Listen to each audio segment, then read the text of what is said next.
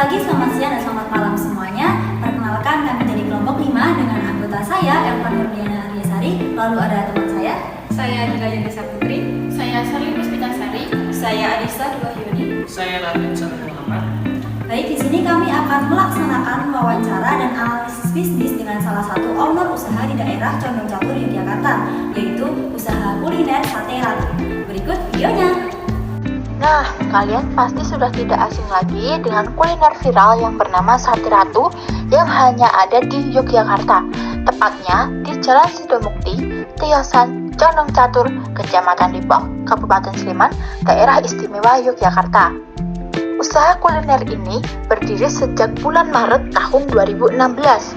Sebenarnya, dulu merupakan sebuah angkringan ratu yang kian berkembang hingga menjadi Sate Ratu.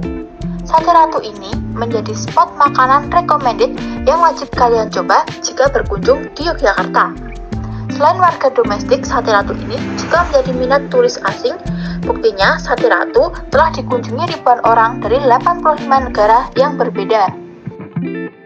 Baik, selamat sore Bapak Fabian Budi ya. Sebelumnya perkenalkan dulu Pak, saya dan teman-teman saya ini dari Prodi Akuntansi UNY.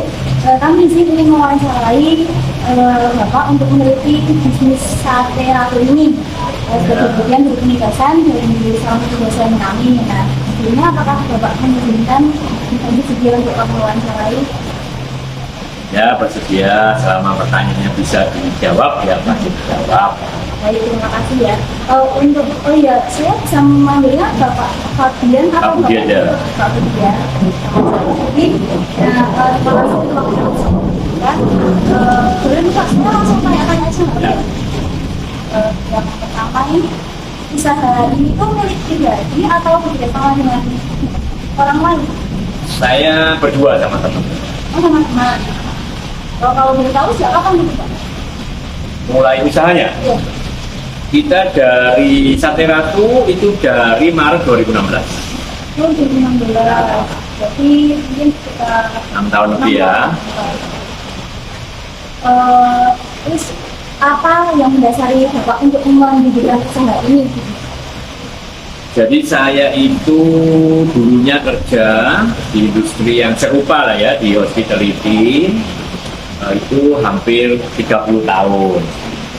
Sampai ke satu tahap di mana merasa capek menjadi karyawan, karena pada saat menjadi karyawan pun saya mencurahkan seluruh daya, upaya, waktu dan sebagainya untuk perusahaan itu. Dan kalaupun perusahaan itu tumbuh, berkembang, kemudian saya berhenti, nggak ada yang nyangkut ya, maksudnya dalam konteks bahwa usaha itu tetap milik orang lain. Jadi karena kondisinya seperti itu, saya pikir sudah waktunya punya usaha sendiri. Ditambah lagi saya pengen punya sesuatu yang bisa diwariskan lah. Jadi akhirnya memutuskan untuk buat usaha sendiri yang tidak jauh dari apa yang saya jalani selama ini. Maka kita bikinlah kuliner. Waktu itu masih belum Sate Ratu, awalnya masih sempat angkringan Ratu, tapi nggak lama, cuma 6 bulan doang. Kemudian karena berbagai pertimbangan, akhirnya konsepnya kita ubah jadi Sate Ratu. Oh, jadi itu bersama teman-teman yang dulu juga sama? Oh ya, temen ini saya kerja bareng sama temen ini sudah sejak tahun 97.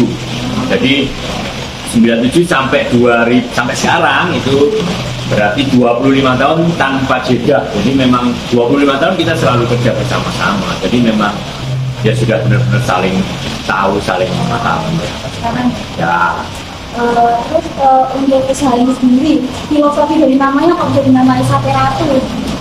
Dulu waktu masih angkringan, itu kita pengen bikin satu angkringan yang premium ya. Premium dalam arti produknya bukan seperti angkringan pada umumnya yang produknya rasanya gitu-gitu aja, yang cuma titipan dari orang gitu ya. Kita pengen bikin angkringan yang walaupun angkringan tapi makanannya enak.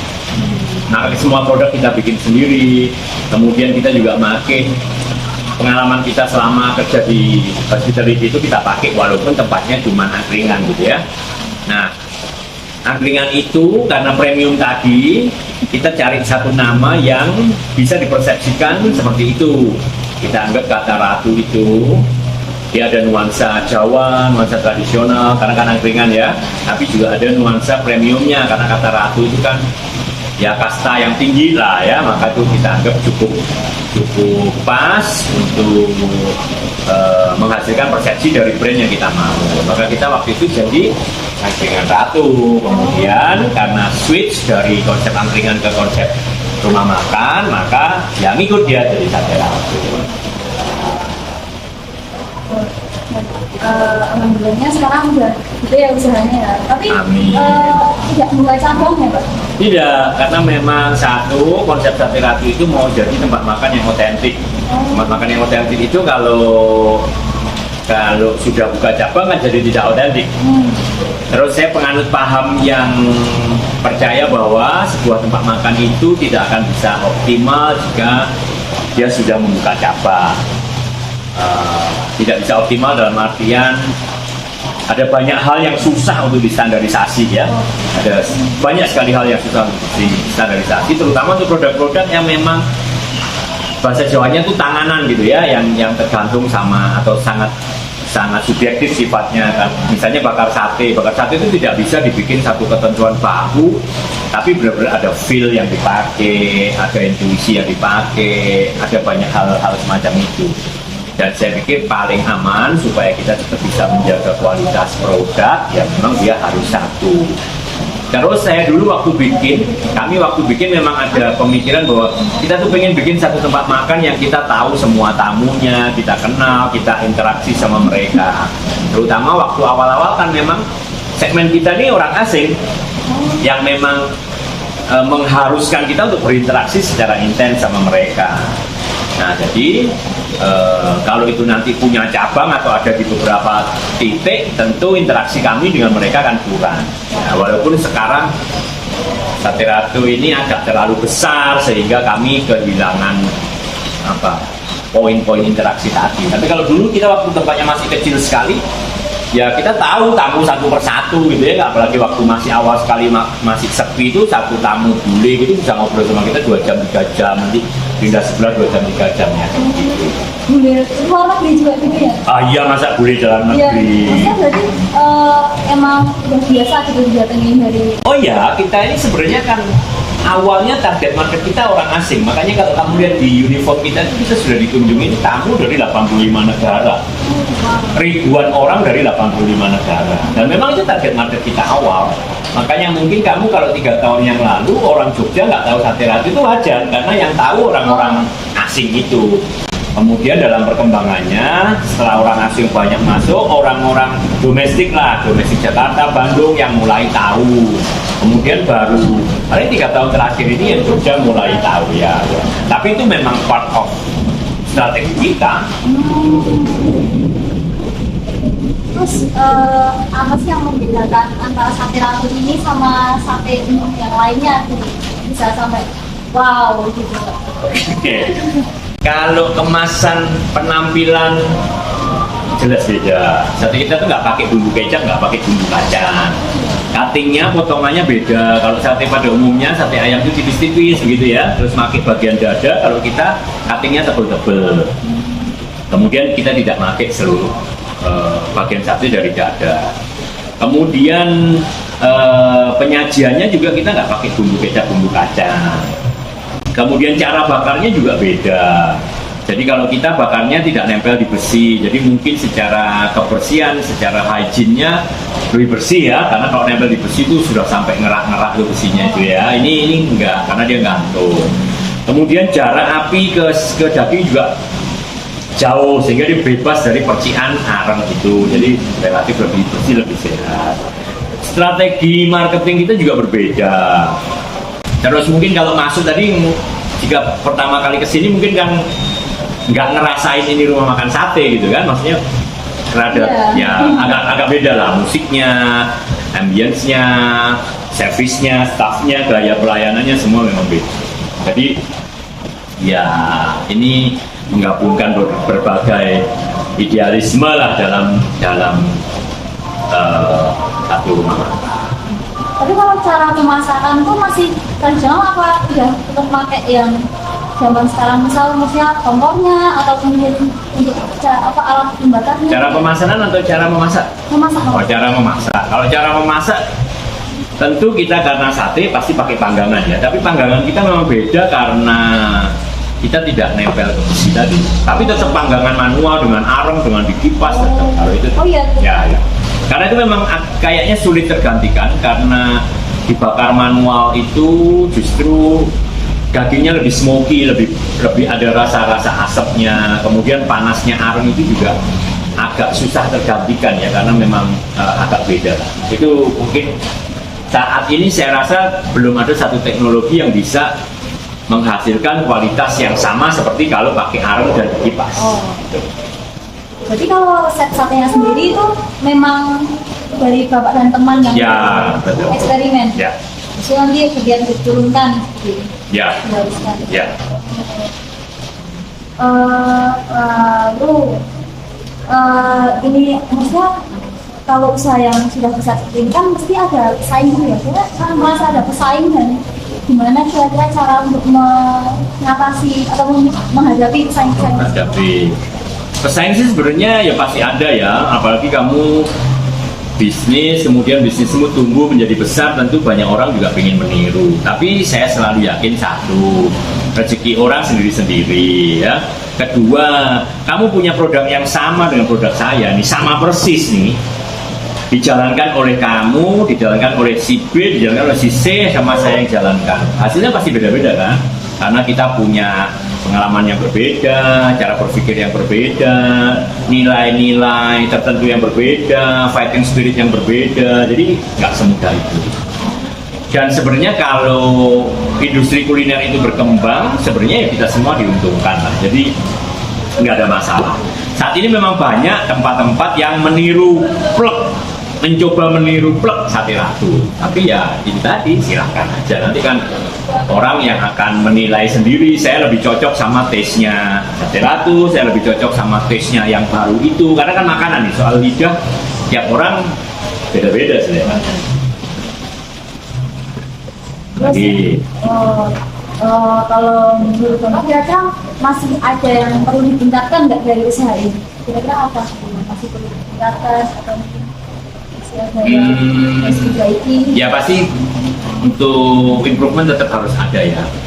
Jadi memang karena kita semakin besar, tentu SDM yang terlibat semakin banyak. Menjaga standarisasi dari sekian banyak orang itu PR sih ya memang ya. Katakan bakar sate nih. Kita sekarang yang bakar tuh ada 18 orang.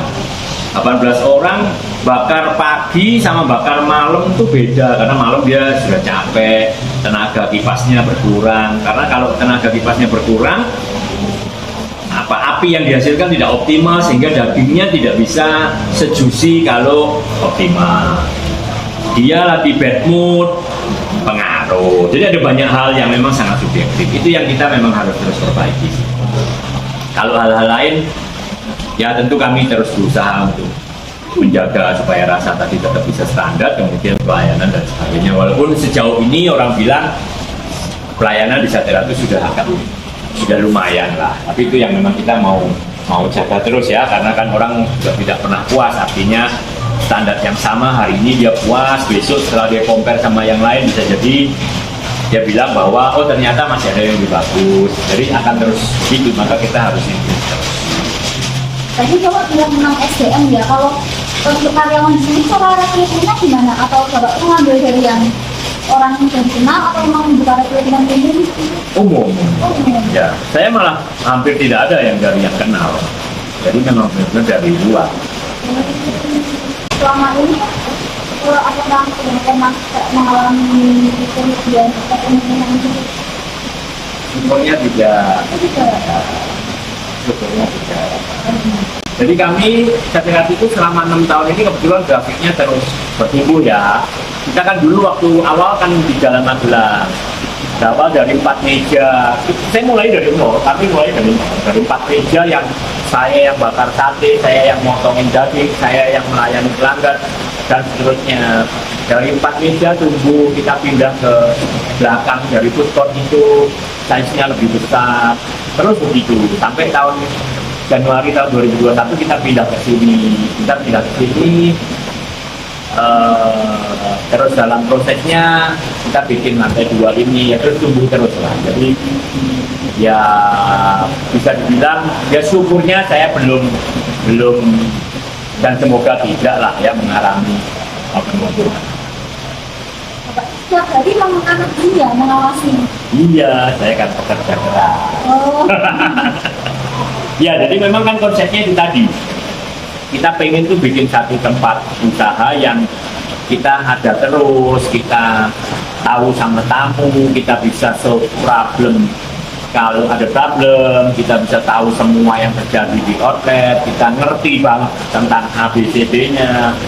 Dan buat kami serunya justru di situ gitu ya. Jadi kita bukan tipikal yang sudah kita bikin bisnis langsung besar kemudian sudah diserahin ke orang, karena buat kita itu nggak akan bisa bertahan lama ya. Mungkin dengan kita stay di sini, kebetulan kita juga ngerti tentang industri ini ya, jadi itu juga membantu sehingga ya 6 tahun dari nol, benar-benar dari bisnis yang baru dimulai sampai ke titik ini ya lumayan. Itu salah satunya pasti karena ya kami hadir terus, jadi mungkin perhatiannya juga lebih intensif ya. Sama bicara ada mungkin untuk menjaga kualitas ya. Ya. Ya mungkin itu saja ya Pak yang yang cukup. Terima kasih atas luangan waktunya dan semoga sukses usahanya ya Pak ya. Terima kasih. Selanjutnya adalah analisis strength, weakness, opportunity, dan threat. Yang pertama adalah analisis strength atau kekuatan. Kekuatan yang dimiliki Sate Ratu pada poin pertama adalah tidak membuka cabang. Dengan tidak dibukanya cabang lain, maka Sate Ratu akan semakin ikonik. Poin yang kedua adalah produk premium dan higienis. Produk higienis ini terlihat ketika pemanggangan sate, yang dimana sate tidak ditembakkan pada besi panggangan. Poin yang ketiga adalah nuansa bangunan dan musik berbeda dengan warung sate lainnya. Hal ini karena nuansa bangunan dan musik yang dipilih Sate Ratu lebih modern. Poin yang terakhir adalah servis pelayanan yang baik. Memang dari awal Sate Ratu merekrut karyawannya yang berjiwa pelayanan baik. Dengan servis pelayanan yang baik, maka kebutuhan konsumen akan terpenuhi dan tingkat kepuasannya pun meningkat. Nah, hal ini bisa menjadi media untuk mempertahankan tingkat keloyalan konsumen. Analisis yang kedua adalah weakness atau kelemahan. Kelemahan yang dimiliki yang pertama adalah SDM yang terlibat semakin banyak. Dengan banyaknya SDM, maka tanggung jawab owner terhadap SDM juga semakin besar. Nah, semakin banyak SDM juga menjadi semakin sulit untuk mengontrol. Yang kedua atau poin kedua adalah area parkir yang kurang luas. Jika dibandingkan dengan jumlah pelanggan yang ada, memang area parkir di Sate Ratu tergolong sempit. Analisis yang ketiga adalah opportunity atau peluang. Yang pertama, Sate Ratu telah dikunjungi orang asing dari 85 negara. Artinya, jangkauan pasarnya sudah meluas. Dengan demikian, Sate Ratu berpeluang mendapatkan peningkatan permintaan atas produk yang ditawarkan. Poin yang kedua adalah Sate Ratu telah meraih berbagai penghargaan baik nasional maupun internasional. Salah satunya adalah menjadi juara Unilever Ngulik Rasa di tahun 2019. Poin yang terakhir adalah resep dapat diwariskan. Nah, artinya resep tersebut dapat diwariskan ke generasi-generasi selanjutnya. Dengan demikian, Sate Ratu berpeluang untuk bisa bertahan dalam jangka waktu yang panjang. Analisis yang terakhir adalah threat atau ancaman. Yang pertama adalah adanya pesaing dengan bisnis sejenis. Yang kedua adalah adanya oknum yang memplagiasi produk. Nah, seperti yang kita tahu, semakin besar, semakin terkenal usaha yang kita miliki, maka banyak pula pesaing dan juga oknum-oknum yang akan memplagiasi produk kita. Nah, ini akan menjadi tantangan khusus bagi Sate Ratu untuk mempertahankan konsumen atau pelanggannya di tengah plagiasi dan pesaing yang semakin besar. Nah, selanjutnya yaitu analisis pemasaran. Yang pertama ada menggunakan target pasar luar negeri yang sedang berkunjung ke Indonesia. Dulu Sate Ratu ini menjual produknya di dekat hotel-hotel ternama yang banyak dikunjungi oleh wisatawan asing. Yang kedua, tidak membuka cabang. Hal ini bertujuan untuk menjaga kualitas dan keautentikan dari produk Sate Ratu. Yang ketiga yaitu Sate Ratu pernah dikunjungi oleh ribuan orang yang berasal dari 85 negara yang berbeda. Selanjutnya ada melakukan promosi secara aktif di media sosial Instagram Sate Ratu yang dilakukan langsung oleh ownernya. Yang kelima yaitu memanfaatkan sistem penjualan online melalui media platform GrabFood. Yang terakhir ada promosi melalui akun media sosial pelanggan. Artinya, jika kalian memfoto produk Sate Ratu kemudian mengunggahnya ke story Instagram, saat melakukan pembayaran kalian dapat menunjukkan story tersebut kepada kasir, maka kalian akan mendapatkan gratis air mineral dan gratis nasi. Analisis keuangan. Yang pertama yaitu selama 6 tahun berdirinya Sate Ratu tidak pernah mengalami kerugian. Artinya Sate Ratu ini terus berkembang tiap tahun ke tahun. Yang kedua yaitu Sate Ratu menjual produknya dengan harga 6-24.000 untuk produk minuman dan 30.000 untuk produk makanan. Analisis sumber daya manusia. Yang pertama, jiwa pelayanan sebagai kriteria utama dalam perekrutan karyawan. Jadi, perusahaan lebih mengutamakan karyawan yang memiliki jiwa pelayanan dibandingkan pendidikan terakhir karyawan. Yang kedua, proses rekrutmen terbuka untuk umum. Jadi, perusahaan membuka rekrutmen karyawan baru untuk umum, tidak untuk saudara atau keluarga. Yang ketiga, training selama 3 bulan bagi karyawan baru. Jadi, karyawan yang telah diterima akan ditraining selama 3 bulan. Jika hasil kerja karyawan memuaskan, maka akan berlanjut lagi. Yang keempat, skill pemasakan diberikan langsung oleh owner. Jadi, karyawan tidak harus memiliki skill memasak, karena owner akan melatih karyawan untuk memasak sate. Yang kelima, sebagian karyawan mampu berbahasa asing. Jadi, tidak seluruh karyawan diwajibkan mampu berbahasa asing, karena nanti untuk tamu asing biasanya akan ditangani oleh owner. Yang terakhir, memiliki lebih dari 20 karyawan.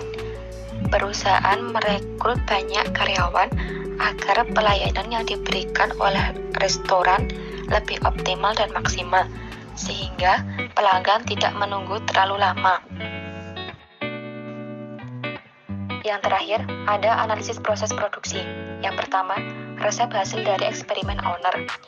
Owner tidak menemukan resep secara turun-temurun, tetapi bereksperimen sendiri untuk menciptakan resep sate. Yang kedua, tidak menggunakan kecap dan bumbu kacang. Sate pada umumnya menggunakan kecap dan bumbu kacang, tetapi Sate Ratu tidak, sehingga berbeda dengan sate yang lainnya. Yang ketiga, daging ayam yang digunakan tidak sepenuhnya bagian dada. Sate Ratu juga menggunakan daging ayam bagian selain dada seperti paha. Yang keempat, memiliki potongan daging yang tebal. Jika sate lain potongannya kecil dan tipis, maka Sate Ratu justru tebal dan sama besar. Yang kelima, hanya berfokus pada olahan daging ayam. Sate Ratu saat ini berfokus pada daging ayam, karena menurut owner masih banyak yang harus ditingkatkan dari mengolah ayam agar menjadi sate yang juicy dan enak. Yang terakhir, teknik pemanggangan yang unik, karena sate tidak langsung menempel pada besi panggangan. Jika sate pada umumnya dibakar di atas besi, maka Sate Ratu tidak. Tetap dibakar secara manual, namun tidak langsung menempel agar terjaga kehigienisannya. Dari analisis ini dapat disimpulkan bahwa Sate Ratu merupakan warung makan sate dengan nuansa modern dan berkualitas premium. Sate Ratu tidak membuka cabang karena ingin menjaga keautentikan dan produknya. Target pasar Sate Ratu yaitu warga negara asing, dan terbukti bahwa sekarang Sate Ratu telah dikunjungi dari ribuan orang asing dari 85 negara yang berbeda. Untuk saran dari kelompok kami untuk Sate Ratu, yang pertama, memperluas area parkir. Yang kedua, memperluas tempat makan. Yang ketiga, menambah koneksi marketplace. Dan yang terakhir, menambah variasi menu. Mungkin itu saja hasil wawancara dan analisis bisnis kami. Semoga bermanfaat dan menginspirasi. Sampai jumpa!